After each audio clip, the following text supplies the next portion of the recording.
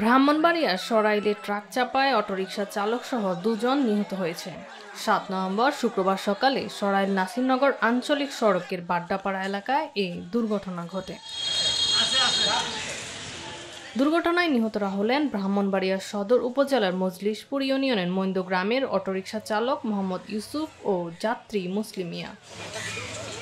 Police ও স্থানীয় সূত্রে জানা যায়, সকালে মুসলিম মিয়া পাইকারি সবজি কেনার জন্য ইউসুফের অটোরিকশায় সরাইল বাজারের দিকে যাচ্ছিলেন। পথে বিপরীত দিক থেকে আসা নাসিরনগর গ্রামী মাছবাহী একটি ট্রাক অটোরিকশাটিকে চাপা দেয়।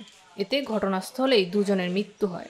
ওই মুসলিম মিয়া রিক্সা ড্রাইভারের নিয়ে সরাইল বাজারে পাইকারি মাল নিতে আসে, প্রতিদিনই আসে সকালে। তখন হাই রোডে যখন জাম লাগছে তখন তারা পাড়ি রাস্তা ব্যবহার করছে। পাড়ি রাস্তা ব্যবহার করার পরে সরাইলের রাস্তা দিয়ে যখন ঢুকছে এই মুহূর্তে দুর্ঘটনা ঘটছে। সরাইল থানার ভারপ্রাপ্ত কর্মকর্তা মোর্শেদুল আলম চৌধুরী বলেন, ঘটনার পরপরই ট্রাক সহ চালককে আটক করা হয়েছে। নিহত দুজনের মরদেহ থানায় রাখা হয়েছে। ঘটনা পরবর্তী পদক্ষেপ হিসেবে আইনি প্রক্রিয়া চলছে।